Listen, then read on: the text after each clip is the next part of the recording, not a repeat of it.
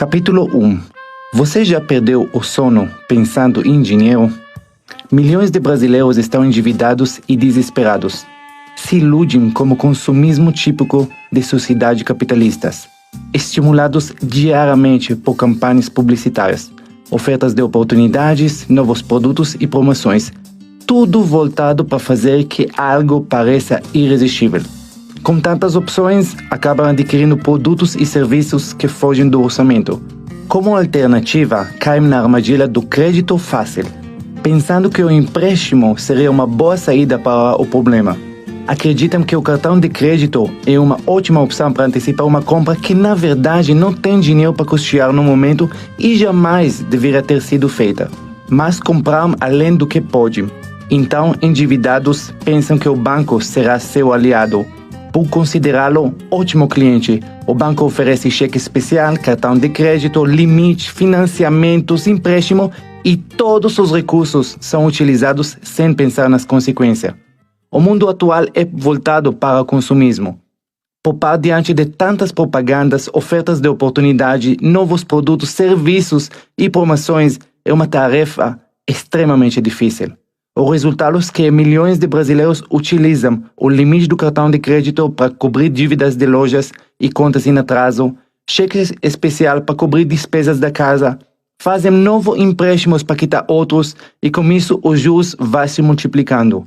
A consequência são dívidas acumuladas e assim começa o pesadelo. As ligações telefônicas de cobrança não param, a pressão e a ameaça dos credores são grandes. Seu nome vai para o SPC e Serasa, e já não é mais possível dormir tranquilamente. Você já não consegue pensar em uma forma de sair da situação. Como agir, o que fazer, o desespero já tomou conta. Se você está ou já esteve nessa situação, sabe exatamente como é essa sensação. Com tantas dívidas, falta de dinheiro até para pagar contas básicas, como água e luz. A essa altura, você se vê tendo que tomar algumas decisões difíceis para manter o mínimo do padrão de vida de sua família.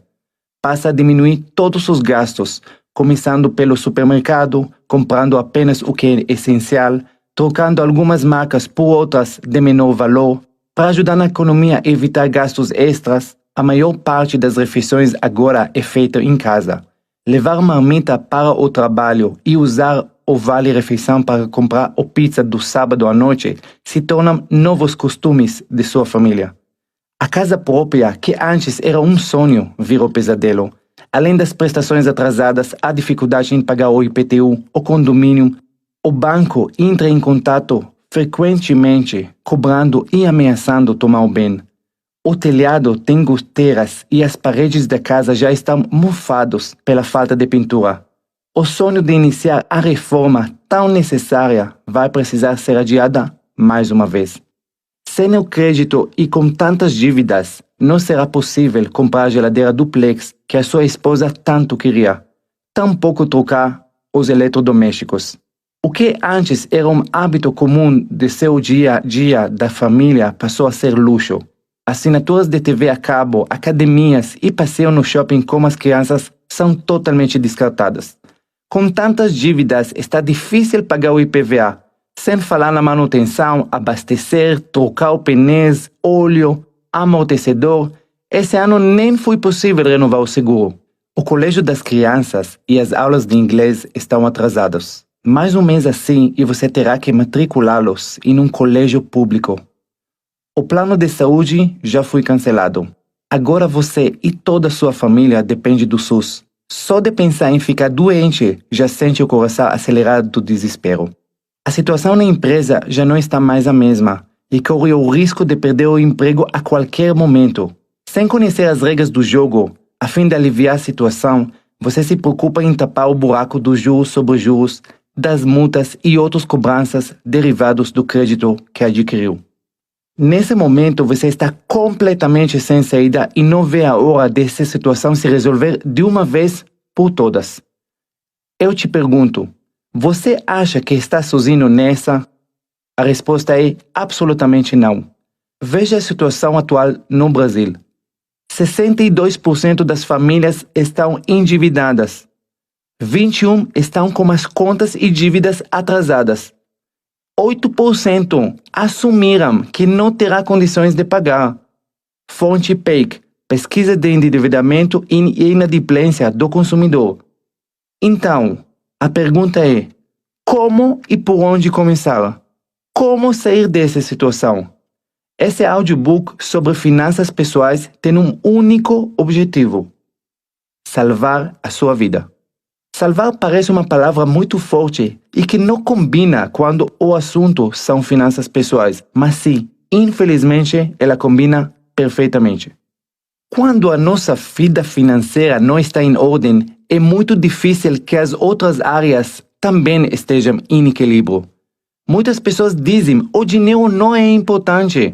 Mas eu pergunto: o que vocês consideram mais importante que o dinheiro? Alguns vão responder saúde, outros vão responder Deus, família, amigos e assim por diante. A saúde é com certeza mais importante que o dinheiro. Mas conseguimos ter saúde sem dinheiro? Conseguimos nos alimentar corretamente? Será que podemos receber um tratamento médico decente sem dinheiro? Deixa-me contar uma história e você irá julgar a importância do dinheiro. Há um ano, uma senhora conhecida minha sofreu um AVC, acidente vascular cerebral. Às 23 horas, ela foi levada a um hospital precisando de um procedimento cirúrgico emergencial para salvar sua vida. No hospital, informaram a família que haveria duas opções. Uma delas seria realizar a cirurgia de forma particular na hora, mas os custos adicionais que o seu plano não ia cobrir era de R$30.000. A outra opção seria levá-la para um hospital do SUS e tentar sorte por lá. Assim eu pergunto: dinheiro é importante nesse momento ou não? Algumas pessoas dizem que a família é mais importante que dinheiro. Vou compartilhar com vocês outra história. Meu avô tem um certo patrimônio em Israel. Ele colocou meu pai, que sempre foi correto e pouco apegado com questões financeiras, como procurador dele, justamente para evitar brigas entre familiares depois que ele partir para um mundo melhor. Meu avô tem 4 filhos, 2 homens e 2 mulheres. O meu tio caçula, por ser professor e pai de 6 filhos, sempre vive mais apertado. Um dia meu pai apenas comentou com as irmãs que no futuro a partilha dos bens do meu avô poderia favorecer um pouco mais o irmão mais novo. Você acredita que esse inocente comentário foi suficiente para gerar estresse e brigas? Isso porque ainda não tinha nenhum dinheiro de fato em jogo.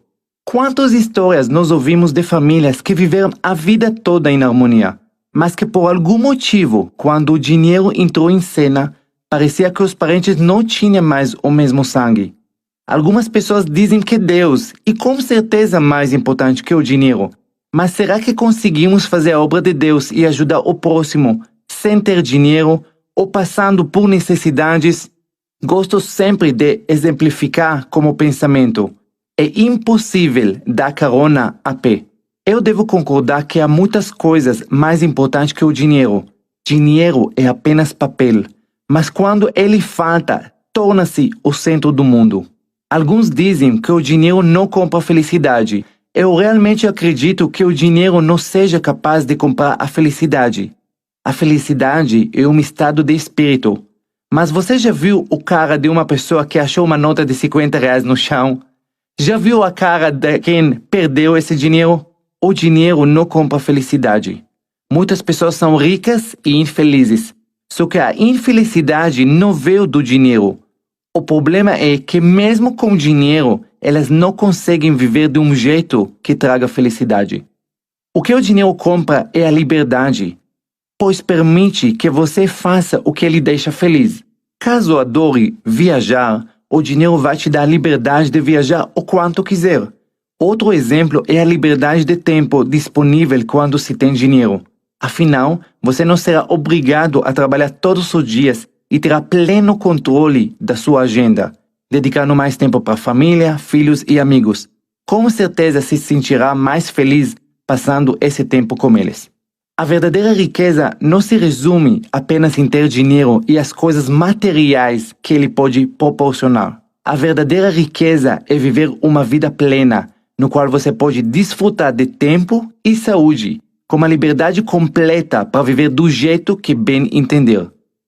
Bom, deixa eu me apresentar, já que comecei dando lições e nem sequer me apresentei. Meu nome é Ben Zruel, nasci em Israel, na cidade santa de Jerusalém. Sou o segundo filho de uma família com 4 irmãos, venho de uma família típica família de classe média. Minha jornada de trabalho começou aos 11 anos, no período das minhas férias escolares. Meu primeiro emprego foi de entregador de flores. Eu lembro que passei por cerca de 40 lojas de flores, até que uma me aceitou. Eu não comecei a trabalhar cedo por necessidade, mas sim por inspiração. Eu queria desde pequeno ter a minha independência, por nunca gostei de pedir ou depender dos outros. Temos 2 forças que nos movem a vida toda: a inspiração ou o desespero. Infelizmente, a maior parte das pessoas age por desespero e faz muito pouco por inspiração. A pessoa só procura uma nova oportunidade de trabalho quando está no desespero, por exemplo, depois de uma demissão. Neste momento, faça um convite. Comece a viver a sua vida inspirado e não desesperado. Aos 18 anos, como qualquer jovem israelense, entrei para o serviço militar, que em Israel é obrigatório durante 3 anos. Eu servi por 5 anos e nesse período acabei virando oficial do exército em uma unidade especial. Lá aprendi sobre o poder da decisão. Nossas vidas são feitas de decisões. E não decidir também é uma decisão. Naquela época eu gostava de servir o meu país e o salário também não era ruim, mas eu não via mais perspectiva de futuro. Foi aí que tomei a decisão de sair do exército. Naquela época não sabia exatamente o que fazer, mas como eu estava insatisfeito com a perspectiva e não me via fazendo essa atividade por mais 3, 5, 10 anos, decidi procurar algo diferente. E quem procura? Nada nesse mundo acontece por acaso. Isso não tem nada a ver com religião. Mas se você está ouvindo esse áudio, tenho certeza que tem um motivo maior, senão estaria fazendo qualquer outra coisa. Minha busca pela oportunidade me levou a encontrar um anúncio de jornal. O anúncio procurava pessoas que gostariam de tentar uma nova carreira fora do país. Eu respondi ao anúncio e um homem me convidou para ir ao escritório dele em Tel Aviv. Chegando lá em uma quinta-feira à noite, ele me apresentou uma oportunidade de trabalhar com uma empresa de nutrição que já atuava em mais de 50 países. Ele me mostrou a possibilidade de carreira que a empresa oferecia e eu fiquei encantado. Também falou que eu teria 2 opções: fazer um negócio em Israel, onde eu já conhecia as pessoas, ou fazer esse negócio no país apontado pelas pesquisas como sendo o possível maior mercado do mundo no segmento. Adivinha de que país ele estava falando? Brasil.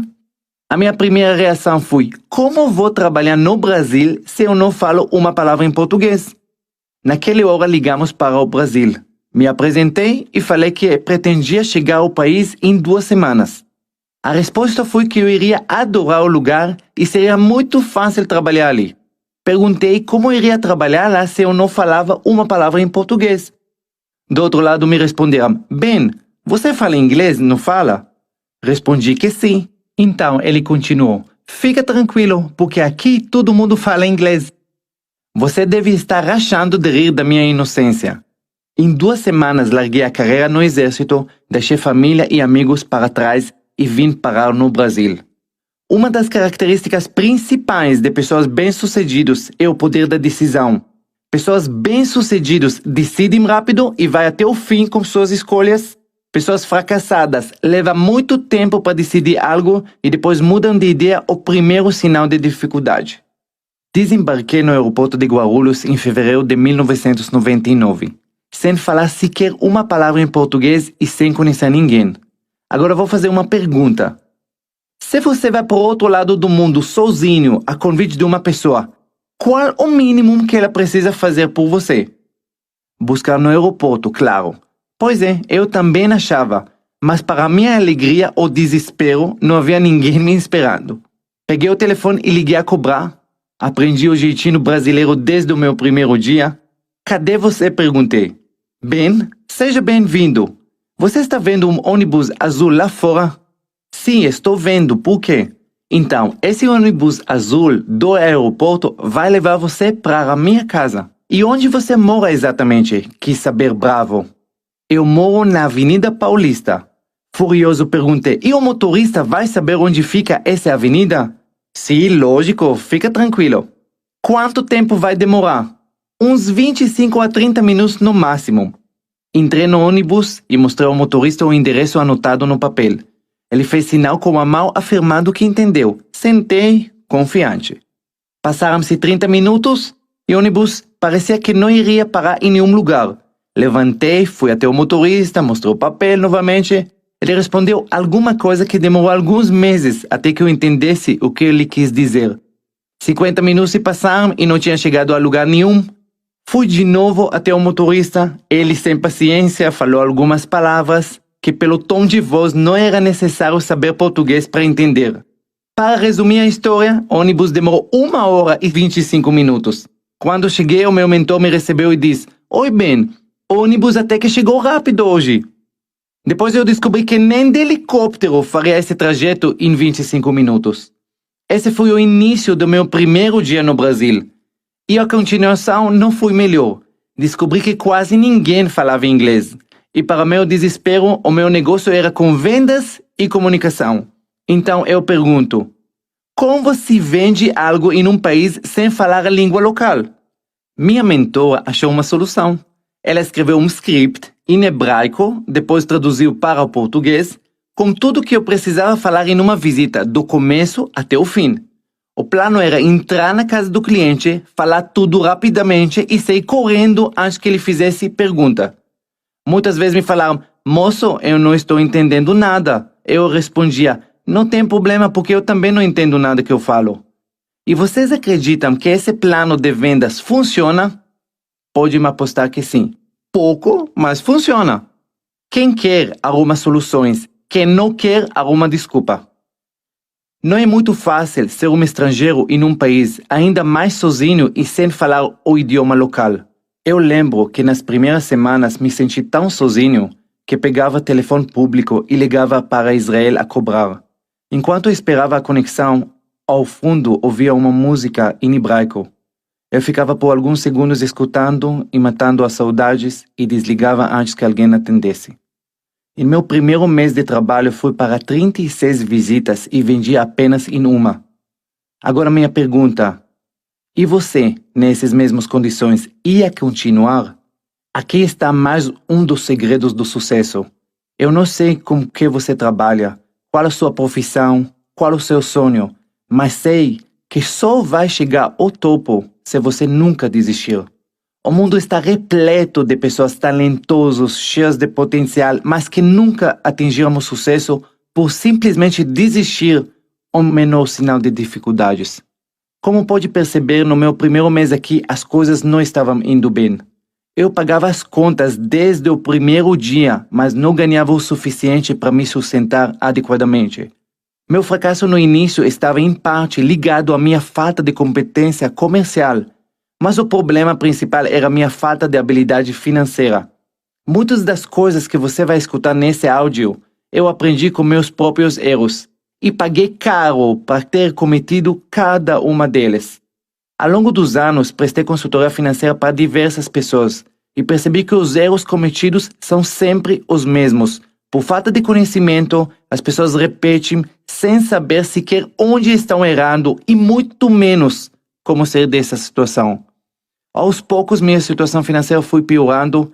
Cheguei a comer apenas cheques e pão com manteiga por vários dias, porque era a comida mais barata para encher a barriga. Nessa época, cheguei a pesar 14 quilos a menos do que meu peso ideal. Lembro uma vez que um amigo me perguntou qual tinha sido a última vez que eu havia comido comida quente, e eu não lembrava. Você deve estar pensando, nossa, coitado dele. Jamais pense isso. Coitado é quem tem o que comer, mas não tem nenhum sonho, ou então não tem objetivos e principalmente não luta para conquistar nada. Eu estou muito feliz no momento atual da minha vida E também estava feliz no começo de tudo, porque estava e estou correndo atrás dos meus sonhos. Após um ano no Brasil, fui à falência pela primeira vez. Fiquei sem produtos para vender, sem dinheiro, sem nenhuma condição de me sustentar e pagar as contas. Comecei a perceber que havia algo errado na maneira como eu e muitas pessoas administramos o dinheiro. Entendi que existem regras no jogo do dinheiro, porém não entendo porque ninguém nunca me ensinou essas regras. Elas não são ensinadas em nenhuma escola, em nenhuma faculdade. Não é verdade que existem pessoas por aí com mestrado em economia, mas que mal conseguem terminar o mês no positivo? Naquela época eu poderia usar a desculpa que não ganhava o suficiente, mas será que isso foi o verdadeiro motivo que me levou à falência? A resposta é não, porque a mesma quantia havia famílias que conseguiam viver e fechar o mês com saldo positivo. Infelizmente não são muitos, porque a maioria esmagadora das pessoas no Brasil vive do mesmo modo que eu vivia. A diferença é que não apenas por uma época, e sim, a vida toda. Comecei a corrigir os meus erros e colocar em prática os 3 passos que você vai escutar nesse áudio para a construção da liberdade financeira. Eu consegui reconstruir o meu negócio e a minha vida aos poucos. A essa altura você deve imaginar que a continuação desse capítulo será: a partir daquele dia eu construí a minha vida liberdade financeira e fui feliz para sempre. No entanto, isso só acontece nos contos de fada, pois a decisão de mudar e de corrigir os erros passados não é garantia de sucesso imediato. Levamos tempo para realmente mudar a nossa mentalidade e nos tornar uma pessoa de sucesso. Uma das maiores armadilhas do sucesso é que muitas pessoas que tomam uma decisão de mudar de vida e corrigir os erros do passado esperam ter mudanças positivas em um curtíssimo espaço de tempo. Eu entendo o desespero, mas quero que você esteja consciente que levamos tempo para corrigir nossos erros e principalmente para ver os frutos de nossas novas atitudes. Não desista no caminho, dê tempo ao tempo. Voltando para a minha história, as coisas aos poucos começaram a entrar nos eixos. E depois de 2 anos no Brasil, quando comecei a ver os primeiros frutos das minhas novas atitudes financeiras, aconteceu algo que marcou minha vida para sempre. Certo dia, chegando em casa de um evento no centro de São Paulo, naquela época eu morava na periferia da cidade, percebi que a porta estava aberta. Ladrões haviam entrado em casa e levando praticamente tudo que eu tinha, coisas pessoais e do trabalho. E fiquei apenas com as roupas do corpo e algumas peças penduradas no varal. Essa foi a 2ª vez que voltei para a estaca zero no Brasil. Você deve estar pensando, mas dessa vez foi diferente, você não tinha culpa. E justamente aí que a gente se engana. Talvez não tivesse culpa, mas tinha responsabilidade em saber que isso poderia acontecer e me preparar para esses dias.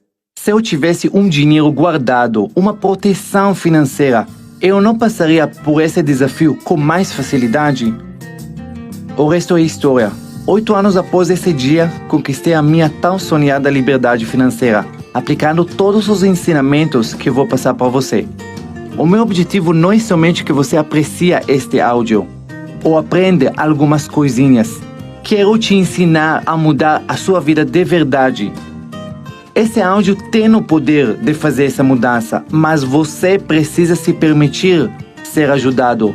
Não vou dizer que esta jornada será fácil, mas posso garantir, se eu conseguir, qualquer pessoa também é capaz. Então chega de conversa e mãos à obra.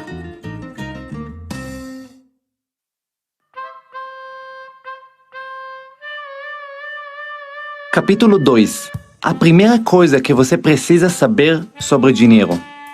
Todos nós ficamos pensando, qual é o segredo da riqueza? Se vivemos no mesmo país, sob o mesmo governo, por que algumas pessoas têm tudo enquanto outras têm tão pouco?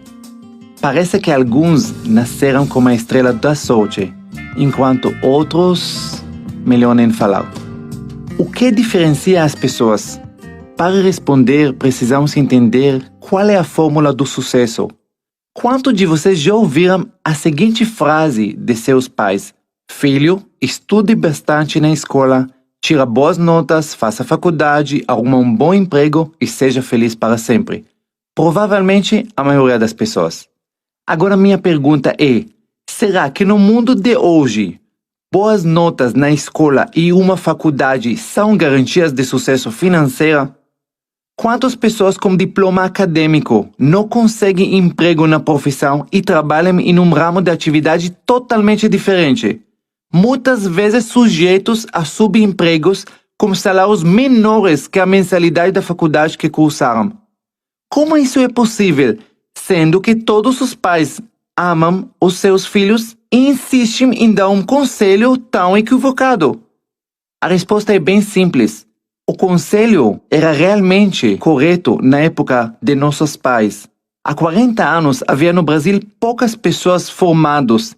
O acesso à faculdade era restrito para as camadas muito privilegiadas da população. Então as pessoas graduadas realmente tinham a garantia de uma boa colocação no mercado do trabalho.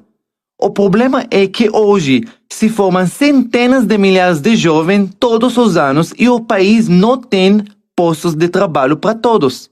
A consequência é a abundância de pessoas formadas, a desvalorização dos diplomas e do salário. Temos cada vez mais pessoas qualificadas concorrendo para as vagas disponíveis, e isso permite aos chefes diminuir o salário e aumentar as exigências. A solução que muitas tentam é aumentar ainda mais a qualificação. Por exemplo, ao fazer uma pós-graduação. Só que os outros também pensam nessa solução mágica, e então voltamos de novo ao mesmo lugar.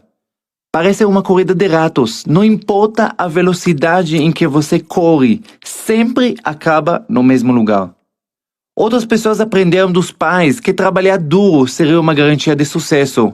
Mas é óbvio que um assistente de pedreiro que definitivamente trabalha muito duro não é quem ganha mais.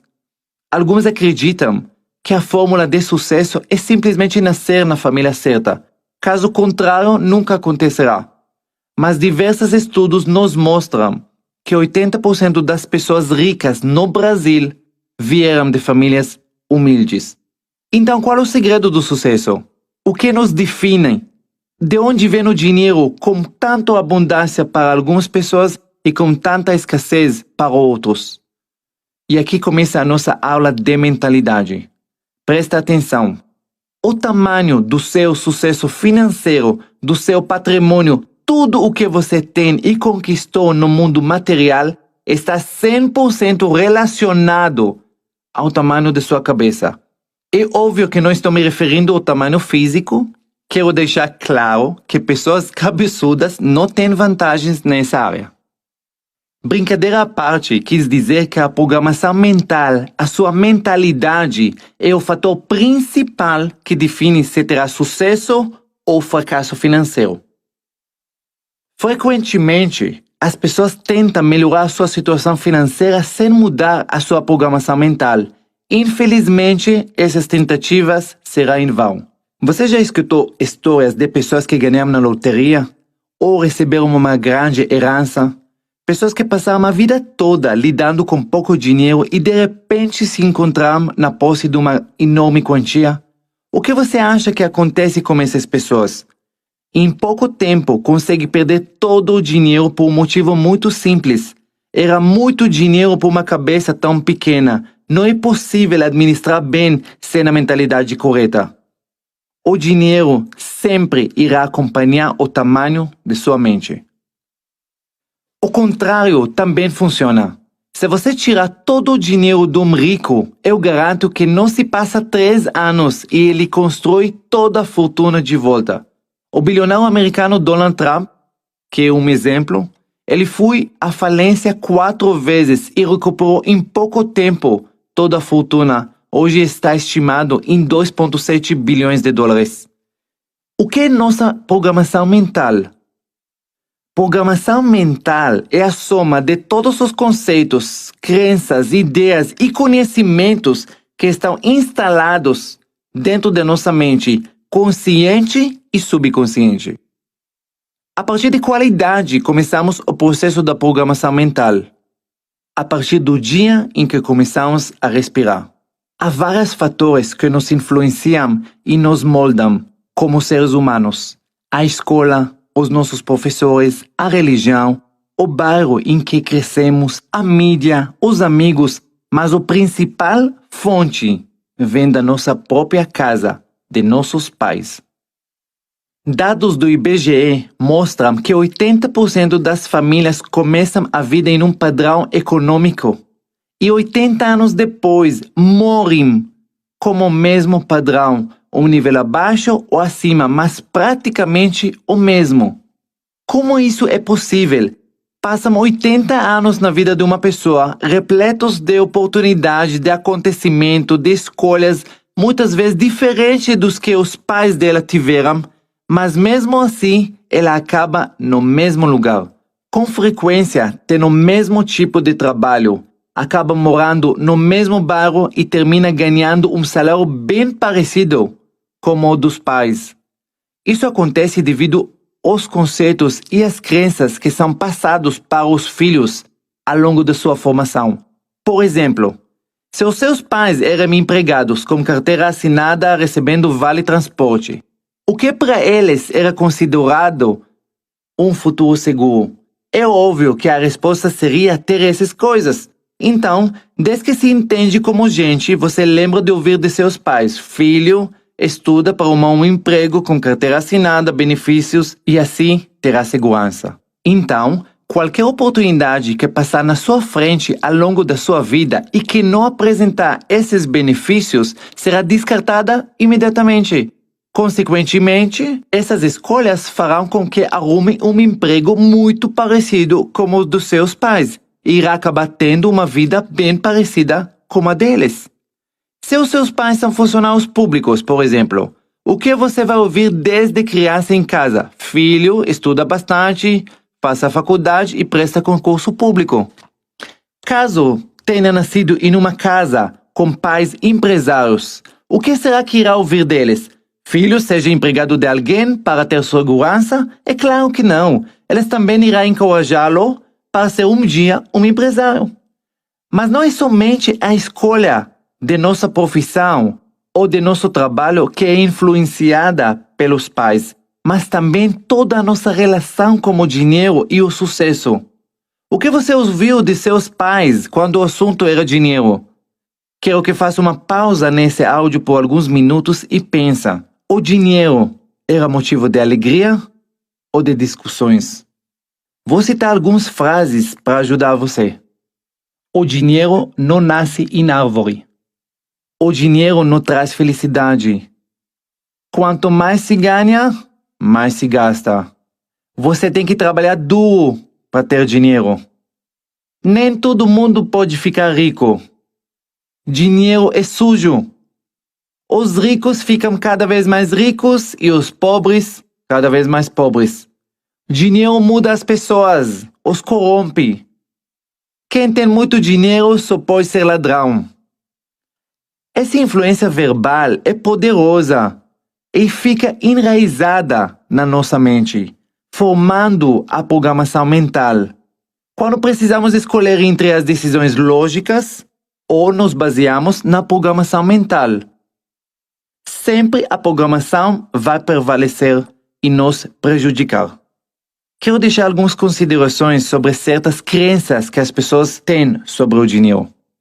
Primeiramente, eu acredito que o dinheiro por si é apenas um canal para que as coisas aconteçam. O dinheiro é neutro, ou seja, não é bom nem mal, não é sujo nem limpo, não traz alegria nem tristeza. É apenas uma ferramenta e conforme a utilizamos, pode tanto fazer o bem como o mal. Uma pessoa que por natureza é generosa com pouco dinheiro, quando tiver muito, será ainda mais generosa. Se alguém, por outro lado, é mesquinho com pouco, quando tiver muito, possivelmente será ainda pior. O dinheiro não muda ninguém, ele apenas amplifica o que já somos. Uma outra maneira pela qual somos influenciados é pelo exemplo. Quais as atitudes e exemplo que você viu dos seus pais quando o assunto era dinheiro? O dinheiro era fonte de felicidade ou discussões? Seus pais eram poupadores ou gastadores? O dinheiro sobrava ou estava sempre faltando? A soma de todas essas experiências ficou gravada na sua mente, formando a sua programação mental, e ela pode impedir o seu sucesso financeiro. Como podemos corrigir a nossa programação mental? Primeiro, eu quero que você entenda que isso é um processo longo e muitas vezes dolorido e cansativo. Não é fácil admitir que o jeito como você viveu nos últimos 30 ou 40 anos estava errado. A velocidade da mudança vai depender de 2 fatores. O primeiro é quanto estão enraizados as crenças limitadoras dentro de você. E o segundo fator é quanto você está aberto para aprender a nova filosofia. Eu sei que não é fácil, mas é possível. Há várias maneiras de fazer isso. A primeira é por meio da leitura. A segunda, por meio de áudios e seminários. E a terceira, por meio da convivência com pessoas bem-sucedidas. Mudar a nossa mentalidade é uma atitude indispensável.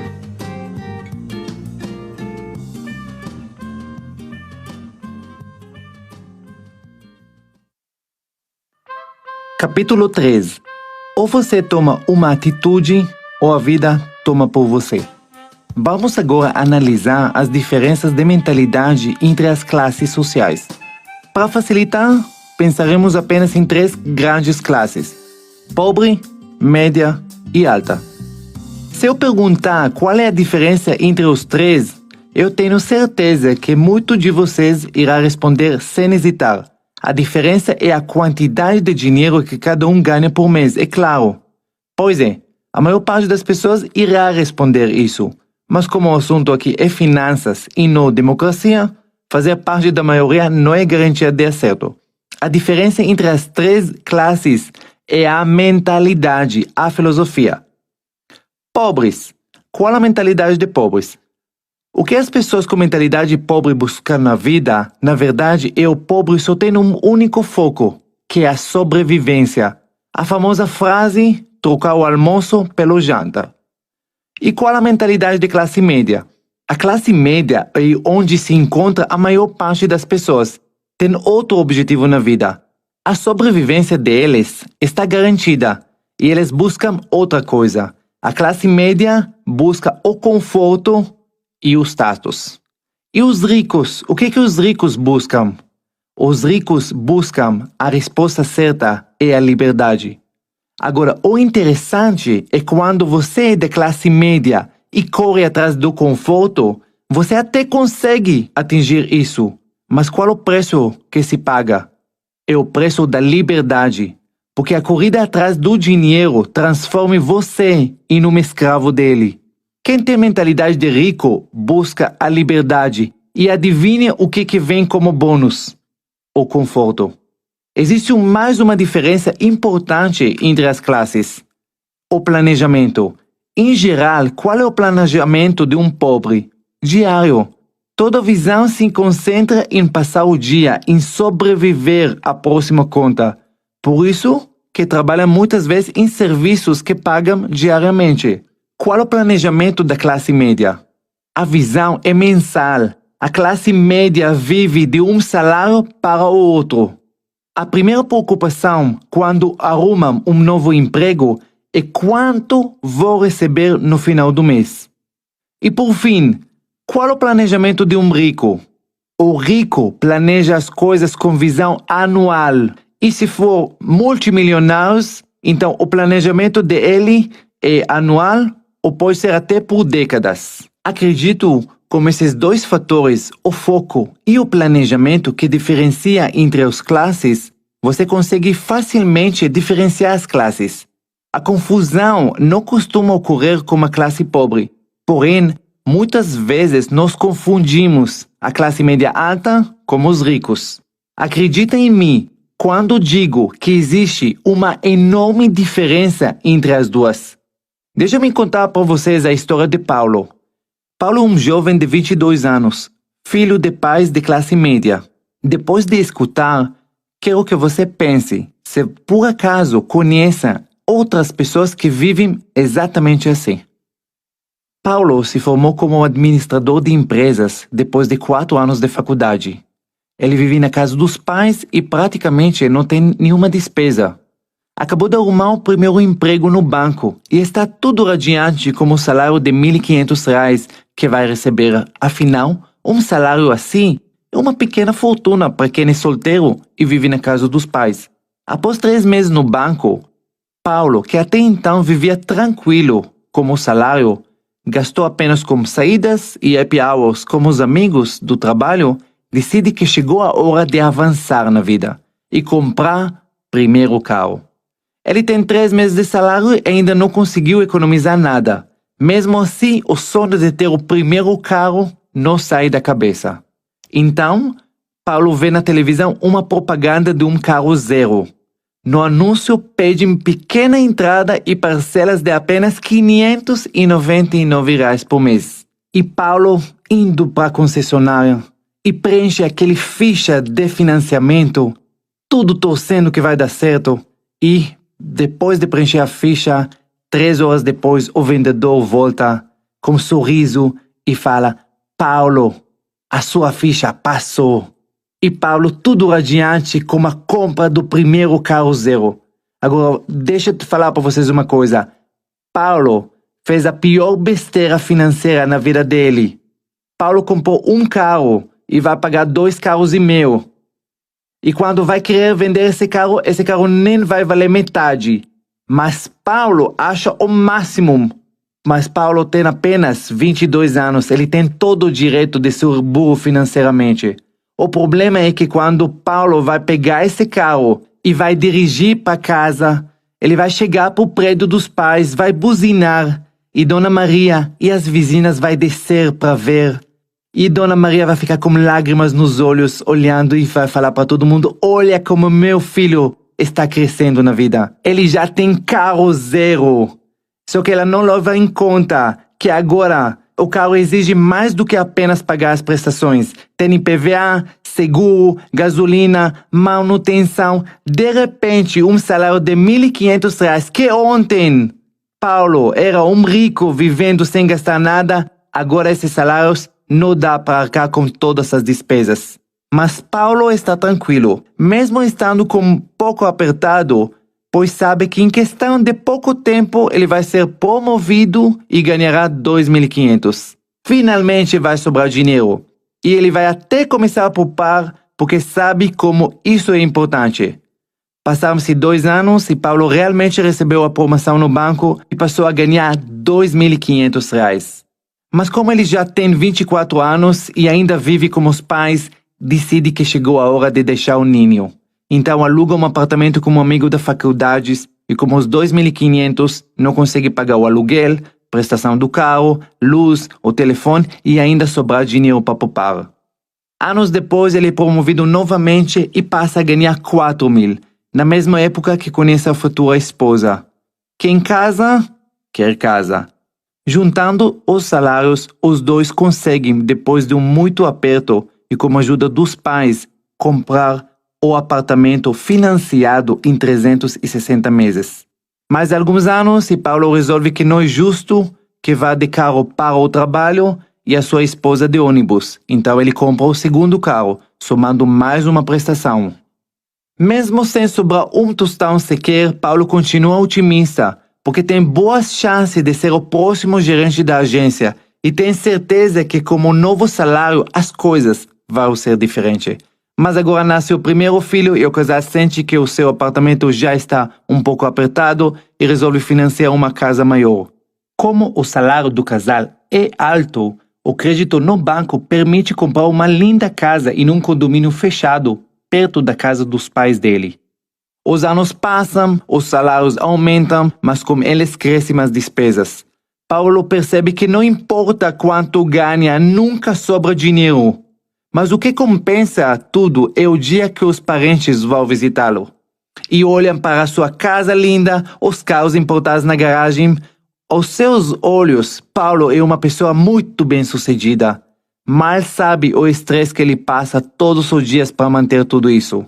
Após 20 anos trabalhando no banco, sob pressões constantes, com metas absurdas para atingir, Paulo sente que não aguenta mais e quer uma mudança na vida. Mas quem pode pensar em mudar de vida ou sequer ficar um dia sem trabalhar, com as prestações de 2 carros importados, de uma casa de um condomínio fechado, 2 filhos na escola particular, um cachorro e despesas que parecem sem fim? Eu acredito que essa história representa muito bem toda a classe média. Tenho certeza que muitos de vocês estão se vendo nesse filme. Os nomes e as profissões mudam, os salários podem mudar também, mas a filosofia de classe média é exatamente igual. A classe média inteira vive com os mesmos princípios. Gasta tudo que ganha durante o mês para manter um padrão de vida mais elevado do que pode ter. Como sobra pouco ou nenhum dinheiro para adquirir o conforto, os cidadãos de classe média são obrigados a utilizar os financiamentos dos bancos e com isso pagam juros extremamente altos. Mas não se importam porque na mente de classe média não há nada errado nisso. Afinal de contas, todo mundo vive assim. Tem a falsa impressão que estão crescendo e evoluindo, porque possuem cada vez mais bens de consumo e eleva o padrão de vida. Mas será que realmente estão progredindo? Quero que você preste bastante atenção, que fique alerta a alguns erros que vou apresentar nesse áudio e que irão destruir a sua vida financeira. Este é um deles. Uma crença popular é que se vamos conseguir mais dinheiro do que temos hoje, os nossos problemas financeiros vão sumir em um passe de mágico. Mas eu garanto, se você está passando dificuldades hoje, como o que você está ganhando, ganhar mais não vai resolver o seu problema, pelo menos no longo prazo. Como assim não vai resolver? Lógico que vai. Se hoje eu ganho 3 mil reais e vivo apertado, mal conseguindo pagar as contas, agora aumento o meu salário para 5 mil, eu tenho certeza que vai começar a sobrar dinheiro todos os meses e nunca mais estarei apertado. Infelizmente, essa lógica só funciona na teoria, porque na prática, a maior parte das pessoas vive gastando mês após mês todo o salário, não importa a quantia. Meus amigos, responde com sinceridade. Quando você ganhava os seus primeiros salários, sobrava algum dinheiro? E depois, quando recebeu um aumento, começou a sobrar dinheiro? E hoje, depois de muitos anos trabalhando, você certamente deve ganhar inúmeras vezes mais que ganhava no seu primeiro salário. Agora está sobrando, não é? A resposta para a maior parte das pessoas será não. Mas como isso é possível? Como, independente de quanto ganhamos por mês, sempre vivemos apertado? Essa é uma das principais perguntas que vou responder. A filosofia de classe média é totalmente errada, porque o padrão de vida deles e a maior parte dos bens de consumo que possuem estão financiados. As casas, os carros. Eles acreditam serem os donos de todos esses bens. Afinal de contas, na televisão e nas propagandas dos bancos é anunciado: sai do aluguel agora e adquire a sua casa própria. É lamentável, mas a classe média realmente acredita que quando assina um contrato de financiamento, está de fato adquirindo sua casa. Nesse momento eu faço a pergunta: você realmente acha que a casa é sua? Muitas pessoas se sentem ofendidas com essa pergunta. É lógico que a casa é minha. Antes eu pagava aluguel e agora comprei a minha casa própria. Desculpa te decepcionar, sinceramente, não é minha intenção, mas eu tenho que dizer, antes você pagava aluguel para a imobiliária. Agora você está pagando aluguel para o banco. Pare de pagar as prestações durante 3 meses e rapidinho você vai descobrir quem é o verdadeiro dono desse imóvel. A maneira equivocada que a classe média vive leva a uma realidade. Não importa quanto se ganha. Pode ser 2 mil, 5 mil, 20 mil por mês. Não faz diferença nenhuma. Porque no final do mês, a classe média volta à estaca zero. A única diferença é o padrão de vida falso que muda conforme os ganhos. Se todo mês você gasta tudo que ganha para manter o seu padrão de vida, e se a maioria dos bens que adquiriu até hoje estão financiados, você, meu amigo, faz parte da classe média. Mesmo que pareça que está ganhando rios de dinheiro, no final isso não transforma você em uma pessoa rica, apenas uma pessoa de classe média alta. E vou lhe dizer mais uma coisa pior. Quanto mais alto o seu padrão de vida dentro dessa classe, mais complicado e perigosa será a sua situação. Deixa eu explicar. A classe média não percebe que esse consumismo a condena a um tipo de prisão. Quanto mais coisas não couberam no orçamento da classe média, mais tempo ela ficará presa. Uma pessoa de classe média baixa, que ganha 2.000 por mês e talvez tenha um carro popular financiado, caso perca o emprego, correrá o risco de perder apenas o carro. O tombo será bem mais dolorido se você ganha 15 mil reais por mês e tem 2 carros importados financiados, uma mansão financiada e 2 filhos em escola particular. Todo o progresso na vida da classe média está baseado na entrada mensal de dinheiro para manter e pagar todos os seus bens de consumo. Todo esse status é apenas um castelo de areia. Bastam alguns meses sem salário para tudo começar a desmoronar. Mas bem, por que você está detonando tanto a classe média? Nossos pais também viviam assim. Eu sei que nossos pais viviam dessa forma, mas era uma realidade econômica totalmente diferente do que vivemos hoje. Há 2 diferenças principais. Primeira coisa, a vida era bem mais simplificada. É só comparar do que uma pessoa precisa hoje para criar um filho do que precisava há 20 anos atrás. O mundo não era tão consumista. As tentações eram bem menores. A segunda diferença é que os empregos eram mais estáveis. Meus pais, e tenho certeza que os pais de muitos de vocês, entraram com 20 anos indo para uma empresa e acabaram aposentando na mesma empresa. Isso quer dizer que mesmo que fizeram parte da classe média e mesmo que gastaram todos os salários deles mês após mês, eles podiam contar como salário no final do mês para arcar com todos os seus compromissos mês após mês. No mundo de hoje, em média, um trabalhador troca de emprego 9 vezes ao longo da sua carreira. Podemos viver com a mesma tranquilidade que nossos pais viveram? Se você depende mês após mês de entrada de seu salário para poder se manter e pagar todos os seus compromissos, eu posso prever que ao longo de sua vida, várias e várias vezes, vai passar muito sufoco, se é que já não está passando. Qual é a filosofia dos ricos? Presta bem atenção. Muitas pessoas acham que os ricos são medidos pelo valor que ganham por mês. Isso é um pensamento de classe média. Os ricos são diferenciados não pela quantidade que ganham por mês, e sim pelo método que empregam nos gastos. A primeira regra: não importa quanto ganha por mês, o rico sempre gasta menos do que ganha. Ele vive num padrão de vida bem abaixo de seus ganhos mensais. Eu vou repetir isso porque isso é extremamente importante. Não importa quanto ganha por mês, se ganha 1.000, 2, 5, 10, 20, o rico sempre gasta menos do que ganha.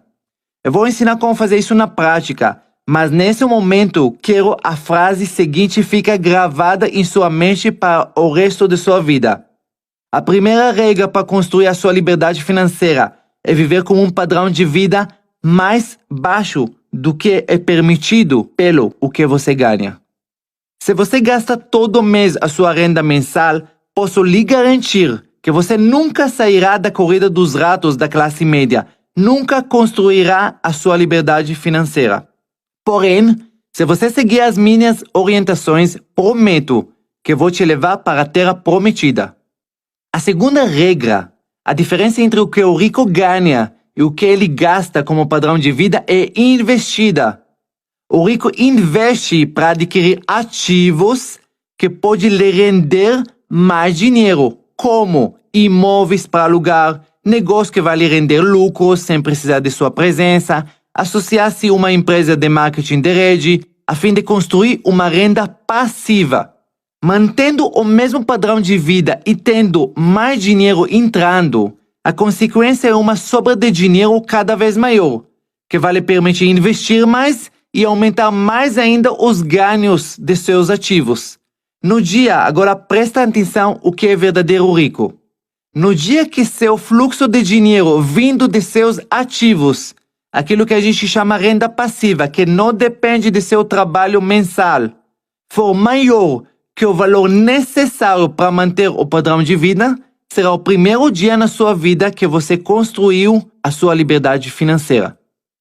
Liberdade financeira ocorre quando os ganhos dos seus ativos são maiores que as despesas como seu padrão de vida. Só que não pare por aqui. Agora o rico tem um fluxo de dinheiro vindo de seus ativos que não apenas cobrindo suas despesas mensais, mas também permitindo que sobra mais dinheiro ainda para reinvestir, o que lhe permite adquirir ainda mais ativos, que vai render mais dinheiro e assim sucessivamente. Agora você está entendendo de onde vem a música que diz: os ricos cada vez ficam mais ricos e os pobres cada vez ficam mais pobres. Neste ponto você deve estar querendo me perguntar: mas bem, como eu faço essa mudança na prática? A vida toda fiz parte da classe média e sempre prometo para mim mesmo que vou começar a poupar e nunca faço.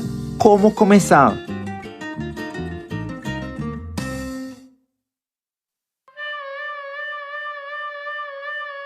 Capítulo 4.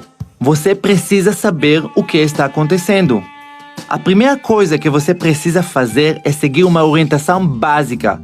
Mas acredita em mim, 90% das pessoas não a seguem. Você precisa saber. A verdade vos libertará. A maior parte das pessoas simplesmente não sabe ou não tem a mínima noção de quanto gasta por mês. Qual o custo do seu padrão de vida? Se perguntar a um grupo de pessoas quanto cada um deles gasta por mês, alguns vão pensar por alguns segundos e irão responder: eu gasto X com aluguel, Y com carro, Z com supermercado e basicamente isso. Com a minha experiência, posso afirmar que as pessoas gastam de 30% a 300% acima do que eles acham. Bem, como isso é possível que a pessoa gasta mês após mês muito acima do que ganha e muitas vezes nem percebe? É bem mais simples do que você imagina. Esse rombo nas nossas finanças acontece pela facilidade de receber crédito, o famoso pré-datado. Quando você dá um cheque pré-datado, você está dizendo exatamente o quê? Eu vou traduzir para você. Eu não tenho dinheiro esse mês, mas, se Deus quiser, eu vou ter mês que vem para pagar. E quando você utiliza o cartão de crédito e parcela, a mensagem que está enviando é a mesma. Sem perceber, você está aumentando a despesa mensal sem aumentar a entrada. Agora, em um mercado normal, com juros normais, isso não seria saudável, porém aceitável. No mercado brasileiro, em que os juros que utilizamos no cheque especial ou cartão de crédito pode chegar de 10, 15, 18% ao mês, esse erro é inaceitável. Então, a primeira coisa que você precisa fazer é ter um registro exato de ganhos e principalmente de seus gastos. A maneira correta é ficar registrado o tempo todo, qualquer quantia de dinheiro que sai de seu bolso. Para fazer isso, você pode utilizar um aplicativo no celular, mas a maneira mais fácil é andar o dia todo com papel e caneta e anotar eu vou repetir, qualquer centavos que saia do seu bolso. Até mesmo aqueles R$2 que você gastou para comprar água na rua. Não importa a quantia e nem na hora. Ele precisa ser registrado nesse papel ao longo do dia. À noite, você passa por um caderno de livro caixa ou planilha no computador. A escolha é sua. Mas bem, você quer que eu seja mesquinho, fazendo conta de cada centavo que sai do meu bolso? Mesquinho não. O que realmente desejo é que você passe a ter controle total de cada centavo que sai do seu bolso. Quero que uma coisa fique bem clara. R$ 10 a mais por dia que você gasta sem ter e sem controle pode representar R$ 300 por mês. E num ano, essa quantia chegará ao valor de R$ 3.600.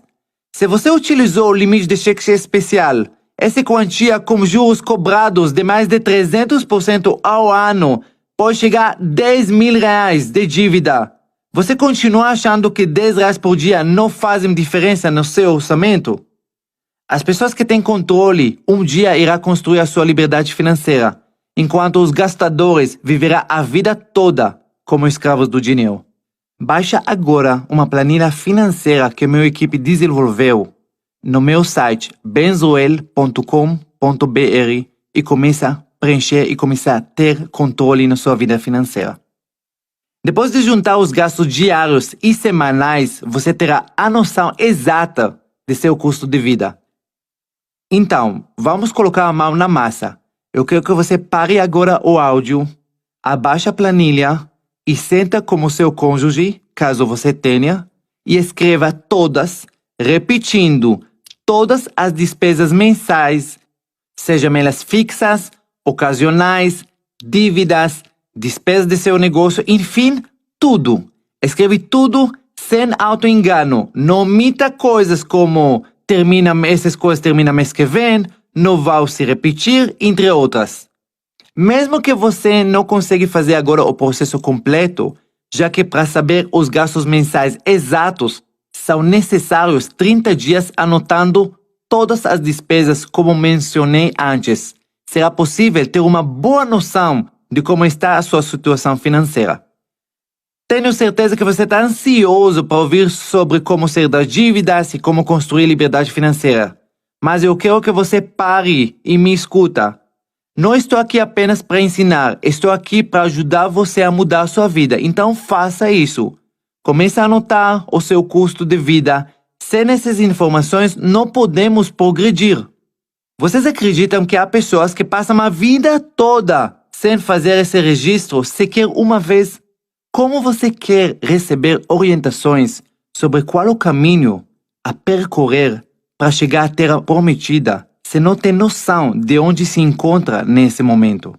Então pega papel e caneta e escreve. Para ajudar, aqui estão alguns dos gastos e ganhos comuns no orçamento familiar. Os gastos, você vai ver eles na planilha, mas são aluguéis, condomínio, financiamento da casa, prestação do carro, supermercado, feira, escola, gasolina, transporte, plano de saúde, roupas, telefone, TV a cabo, luz, gás, água, IPVA, IPTU, produtos, treinamento, sistema. Na coluna dos ganhos, entre salário, prolabore, pensão, direitos autorais, royalties, ganhos de ativos, lucros das vendas, e etc, e etc. Chegou o momento da verdade. Com todos os dados na mão, podemos tirar conclusões e escolher o caminho correto. Primeira opção: seus ganhos são maiores que seus gastos. Momento de comemoração. O que você acha que precisamos fazer nessa situação? Todo mundo normalmente responde que precisamos poupar. E realmente faz parte da resposta correta, mas antes precisamos fazer outra